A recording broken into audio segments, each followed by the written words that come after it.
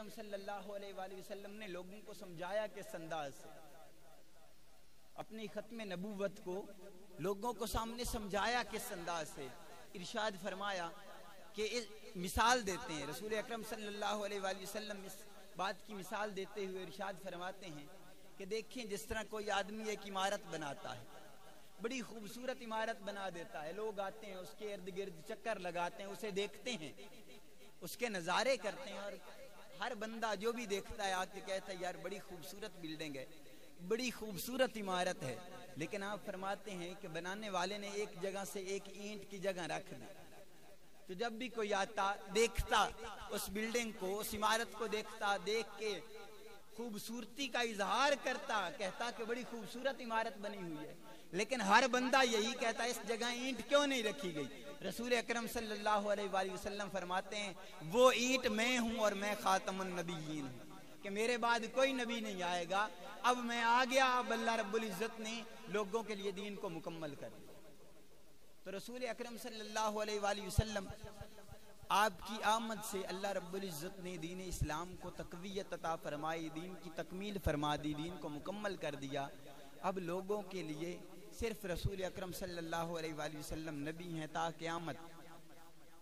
حضرت عیسیٰ علیہ السلام آئیں گے، سوال یہ اکثر کیا جاتا ہے کہ حضرت عیسیٰ علیہ السلام آئیں گے، تو یاد رکھیں جب حضرت عیسیٰ علیہ السلام بھی تشریف لائیں گے تو وہ بھی رسول اکرم صلی اللہ علیہ وآلہ وسلم کے امتی بن کے آئیں گے، کہ نبوت انہیں پہلے مل چکی ہے، وہ پہلے نبی ہو گزرے ہیں. جب اب اتارے جائیں گے تو وہ رسول اکرم صلی اللہ علیہ وآلہ وسلم کے امتی بن کے اتریں گے، اور رسول اکرم صلی اللہ علیہ وآلہ وسلم کے دین کا پرچار کریں گے، رسول اکرم صلی اللہ علیہ وآلہ وسلم کے دین کی تبلیغ کریں گے. اور یہ یاد رکھیں کہ رسول اکرم صلی اللہ علیہ وآلہ وسلم کے خاتم النبیین ہونے پہ امت کا اجماع ہے. آج تک کسی آدمی نے اس میں اختلاف نہیں کیا کہ رسول اکرم صلی اللہ علیہ وآلہ وسلم آپ اجماعاً خاتم النبیین ہیں. حضرت امام اعظم ابو حنیفہ رضی اللہ تعالی عنہ آپ کے دور خلافت کے اندر جب آپ بہت بڑے مجتہد تھے، بہت بڑے امام تھے، تو آپ کے ہوتے ہوئے ایک آدمی نے نبوت کا جھوٹا دعویٰ کر دیا. تو لوگوں نے کہا کہ حضور اس سے کوئی دلیل مانگتے ہیں. تو امام اعظم رحمت اللہ تعالی علیہ آپ نے ارشاد فرمایا کہ اگر کوئی آدمی نبوت کا جھوٹا دعویٰ کرے اور پھر کوئی اس سے نبوت کی دلیل مانگے تو وہ بھی کافر ہو جائے گا، اس لیے کہ میرے مصطفیٰ کریم صلی اللہ علیہ وآلہ وسلم نے ارشاد فرما دیا کہ میرے بعد کوئی نبی نہیں آئے گا. جب میرے مصطفیٰ نے فرما دیا، اب اگر چاہے کوئی جتنا مرضی نیک پاک ہو جائے، نبوت کے دعوے جب بھی کوئی کرے گا تو وہ کافر ہو جائے. اس لیے کہ رسول اکرم صلی اللہ علیہ وآلہ وسلم کے بعد کوئی نبی نہیں آ سکتا، کوئی رسول نہیں آ سکتا، کہ اللہ رب العزت نے رسول اکرم صلی اللہ علیہ وآلہ وسلم کی ذات پہ نبوت اور رسالت کو ختم کر دیا. اب یاد رکھیں یہ تو مسئلہ متفق ہو گیا، اس پہ تمام لوگوں کا اتفاق ہو گیا، سب نے اس مسئلے کو مان لیا. لیکن امت کی ذمہ داریاں کیا ہیں؟ امت کی ذمہ داریاں کیا ہیں؟ تو دیکھیں حضرت سیدنا صدیق اکبر رضی اللہ تعالی عنہ جب آپ کے دور خلافت کے اندر لوگوں نے نبوت کے دعوے کرنا شروع کر دیے تو سیدنا صدیق اکبر رضی اللہ تعالی عنہ آپ خاموش نہیں بیٹھے.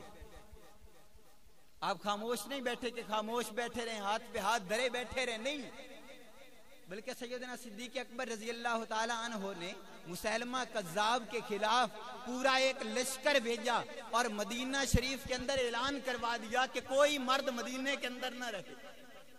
فرمایا کہ اگر مجھے آ کے درندے کھینچ کے لے جائیں تب بھی تم سارے کے سارے لوگ مسیلمہ کذاب کے خلاف نکلو اور جنگ لڑو. اور مسلمانوں کا جذبہ یہ تھا، مسلمانوں کی طاقت اور ہمت یہ تھی کہ ہر آدمی لڑنے کے لیے تیار تھا، ہر آدمی تیار تھا. حضرت مولا مرتضیٰ راوی بیان کرتے ہیں کہ حضرت مولا علی المرتضیٰ رضی اللہ تعالی عنہ آپ نے سیدنا صدیق اکبر کو مشورہ دیا تھا، ورنہ سیدنا صدیق اکبر خود تلوار لے کے نکل پڑے تھے.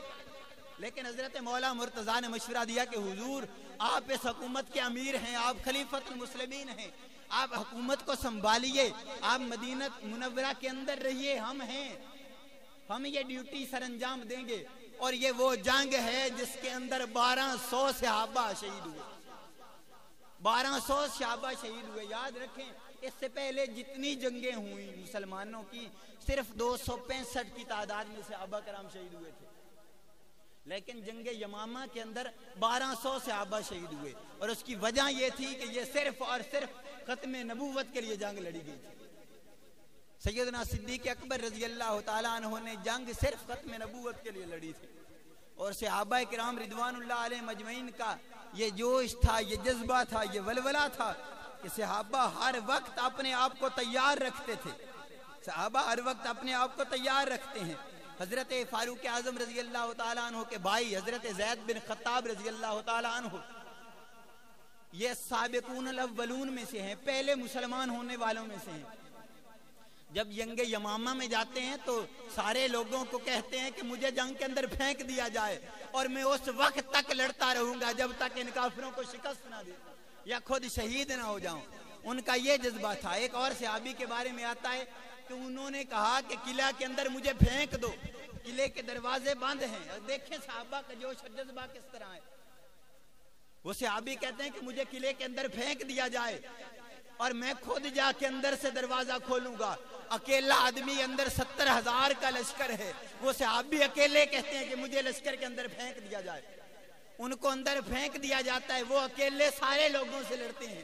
اللہ رب العزت ہمتیں عطا فرما دیتا ہے، اللہ طاقتیں عطا فرما دیتا ہے۔ پہلے کوئی طاقت والا بننے کی کوشش کرے، کوئی رسول اکرم صلی اللہ علیہ وآلہ وسلم کی ختم نبوت پہ پہرا دینے کی کوشش کرے صحیح، اللہ رب العزت خود اس کے لیے طاقتیں پیدا فرما دیتا ہے، اللہ اس کے لیے خود ہمتیں پیدا فرما دیتا ہے۔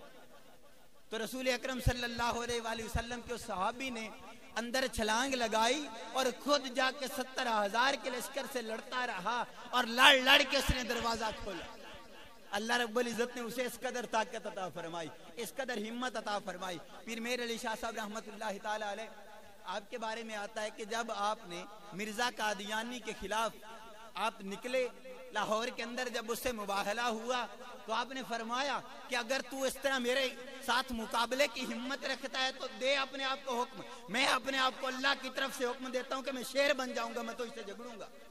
آپ سے بعد میں پوچھا گیا کہ حضور آپ نے یہ بات کیسے کر دی؟